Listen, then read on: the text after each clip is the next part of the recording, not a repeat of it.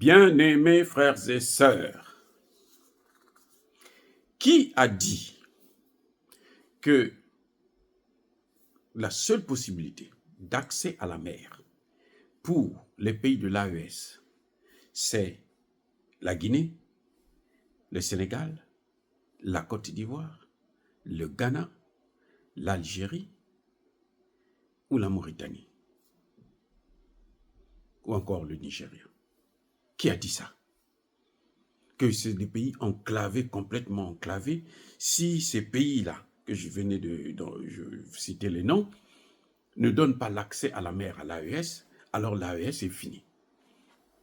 Il faut donc ce qu'eux-mêmes ils appellent le réalisme politique.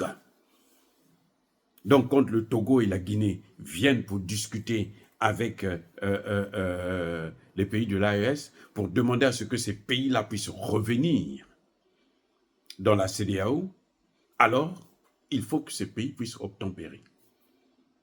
Il faut qu'ils repartent dans la CEDEAO. Mais ça, c'est tuer l'AES. Sous prétexte que non, il y a le réalisme, le temps de chercher des solutions. Oh, ça c'est qui a dit des bêtises comme ça? Ça c'est qui vous apprend ça? C'est qui vous apprend ça? Le Togo, nous savons, c'est un esclave de la France. C'est un paillasson des Américains et des Français. La Guinée, Doumbouya l'a bien montré, il explique, il le fait savoir, visiblement.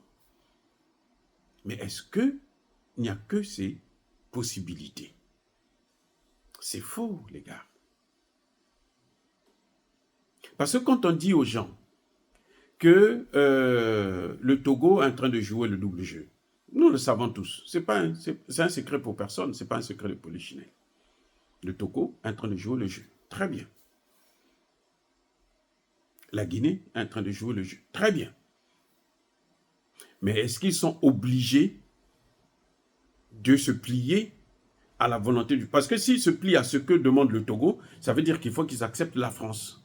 Il faut qu'ils restent dans l'AES. Il faut qu'ils... plutôt dans la CEDEAO. Il faut qu'ils restent dans l'UMOA. Ils n'ont pas le droit de créer une autre monnaie. Il faut qu'ils restent là. La Guinée, là, et le Togo, que la France a mandaté pour ramener ces pays-là par la négociation, hein, entre guillemets, la négociation, mais en fait le chantage. Si vous ne faites pas, nous on va vous faire, nous on va fermer les frontières. Nous on va... Le Bénin a fermé les frontières, le Bénin sait ce qu'il subit. Comment vous appelez ça? Le Sénégal a fermé les frontières. Les travailleurs du port du Sénégal savent ce qu'ils subissent. La Côte d'Ivoire a fermé les frontières. Les travailleurs du port de la Côte d'Ivoire savent ce qu'ils subissent. C'est parce qu'ils ont des dirigeants qui sont inconscients, qui n'ont pas pitié de la souffrance de leur peuple. C'est pour ça qu'ils le font. Donc, des gens sérieux ne le feraient pas. Je dis bien des gens sérieux, des dirigeants sérieux ne le feraient pas. Même si c'est pour faire plaisir à la France. L'Algérie, en ce moment, le calme est en train de revenir avec le Mali. Eh oui. Que l'AES ne puisse pas se leurrer. Le calme est en train de venir. La Mauritanie. Le Mali n'a aucun problème avec la Mauritanie. Même si on sait que ils ont tous essayé de... Ils ont fait passer des mercenaires par là, des terroristes par là. Mais la Mauritanie, que nous savons, n'a pas de problème particulier avec le Mali. Le Mali a eu des problèmes avec l'Algérie, puisque l'Algérie volait le pétrole du Mali avec la France depuis plus de 60 ans. Maintenant, le Mali a dit c'est fini. Et c'est fini. Ça, on ne pourra plus revenir, même si ils veulent garder leur port là. Ils ferment les frontières. On s'en fout. Nous, on n'est pas perdants. Ce sont eux qui sont les perdants. Les amis, écoutez-moi bien. Il y a toujours une alternative. Il y a toujours une solution. En dehors de la Guinée, du Togo, du Bénin, du Nigeria, comment vous appelez ça? De l'Algérie, de la Mauritanie. En dehors de ça, il y a une alternative. Vous savez, Dieu, le Dieu que nous croyons là, le Dieu de nos ancêtres là, celui qui nous a créé, le vrai là, pas celui qu'on nous a imposé, ce Dieu là, il a tout prévu. Tout prévu. Dans tout ce que nous faisons là, il a des solutions. Il dit, bon là, tu es piégé là, la solution est là. Il faut seulement aller la prendre. Mais pour que tu puisses la prendre, il faut être honnête. Ce n'est pas parce que quelqu'un critique la France un jour, ou même si c'est tous les jours, qu'on va dire que non, il est vraiment panafricaniste. Il ne travaille pas pour la France. Non. Vous savez, pour mieux détruire le panafricanisme, parce que c'est l'objectif de la France et des États-Unis actuellement, pour me le détruire, il faut infiltrer des panafricanistes, dont les vrais panafricanistes, parmi les vrais panafricanistes.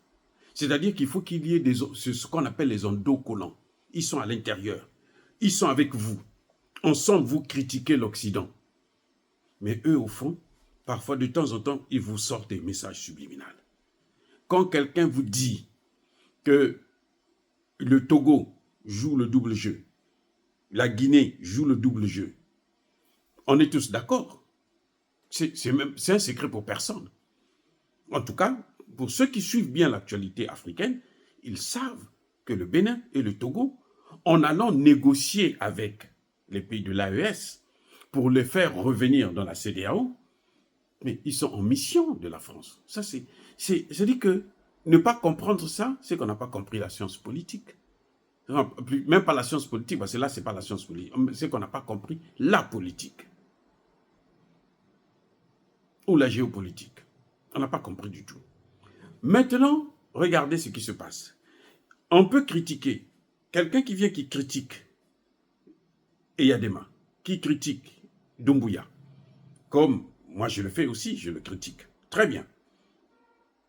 Après, il vous dit, oh, vous savez, comme la Côte d'Ivoire a fermé son port, le Sénégal a fermé son port, le Bénin a fermé son port, alors il n'y a que le Togo et la Guinée, donc il faut que les autorités de l'AES puissent être réalistes. C'est ça qu'on appelle le message subliminal. Soyez réalistes. Donc, eh bien, vous avez besoin de leur port. Comme vous avez besoin de leur port, eh bien, vous revenez dans l'AES. Et indirectement, ils vous font dire des choses que personne ne peut tolérer. Le président Ibrahim Traoré a dit, c'est fini, on ne reviendra plus. Ça, il l'a dit à un endocollant, un panafricaniste, un nouveau panafricaniste. Mais c'est pour moi un panafricaniste infiltré qui se passe pour un journaliste. Il lui a dit, je ne reviendrai plus. Nous ne reviendrons plus, c'est fini avec la CEDEAO. Donc maintenant, quand on vous dit il faut être réaliste, le réaliste c'est quoi? C'est accepter de suivre la position du Togo et de la Guinée parce qu'ils ont des ports? Non. Maintenant, je vais vous donner la solution pour l'AES. Regardez la carte de l'Afrique, la zone. Bénin, Nigeria, Niger, Mali, Burkina Faso. Maintenant, regardez de l'autre côté vers l'Afrique centrale. Vous avez le Tchad qui est là, qui est à cheval entre l'Afrique centrale et l'Afrique de l'Ouest. À côté du Tchad, le Tchad, écoutez bien, le Tchad, le Niger, le Nigeria, le Cameroun, se regroupent, les 4 pays se regroupent au niveau du lac Tchad. Attendez, je reprends. Vous avez le Tchad, le Cameroun, le Niger, le Nigeria, les 4 pays ont une jonction. Comme la zone des 3 frontières, là c'est la zone des 4 frontières. Ces 4 frontières sont constituées par un lac, ce qu'on appelle le lac Tchad. Vous comprenez? Le lac Tchad.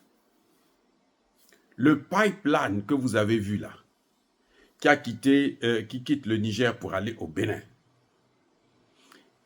Il serait d'ailleurs, c'est parce que c'était la France-Afrique. Hein? À l'époque, c'était les dirigeants tordus. Mais ça allait être plus facile et moins cher de faire passer ce pipeline-là du Niger jusqu'au Tchad. Et il y a déjà un pipeline du Tchad au Cameroun. Et puis vous faites passer votre... Mais le Niger est allé au Bénin à cause de la CEDEAO. Écoutez bien, c'est à cause de la CEDEAO. Ce n'est pas à cause des circonstances, des conditions économiques. Si c'était les conditions économiques, le trajet là est plus court, arriver jusqu'au Tchad. Et le Tchad, comme il y a déjà le pipeline, ça partait directement au Cameroun. Et du Cameroun, ça sort. C'est une très, très grande opportunité que le Mali, le Burkina Faso et le Niger peuvent exploiter en entendant que le Mali puisse créer un canal avec comment vous appelez ça, sur le fleuve Congo, le fleuve Niger. Voilà, c'est tout. Mais vous avez la Mauritanie, qui a une frontière avec le Mali. La Mauritanie serait bien contente d'avoir cette part. Parce que chaque fois que vous ouvrez votre port, là, ce n'est pas gratuit. C'est de l'argent que vous faites rentrer chez vous. Et si ils décidaient d'aller vers l'Afrique centrale, vous allez voir comment ça va chauffer dans toute l'Afrique de l'Ouest. Je dis bien toute l'Afrique de l'Ouest. Donc, les solutions, là, elles sont nombreuses. Et Yadema et Doumbouya sont en train de perdre leur temps. Ils n'ont qu'à se donner, même donner leur corps à Emmanuel Macron. Nous, on s'en fout de ça. Mais ils ne vont pas manipuler ces trois dirigeants-là, qui ont des objectifs bien tracés, qui sont sérieux. Voilà ce que j'allais dire. Dire cela, c'est inciter à la haine ou à la violence. Non, il y a ma colère, il y a ma lembe. J'aimerais bien que vous puissiez comprendre que l'AES, ils ont un accès à la mer qu'ils peuvent exploiter en dehors des pays de la CEDEAO. Soyez bénis, abondamment bénis par le Dieu des Kémites et par nos ancêtres angélisés.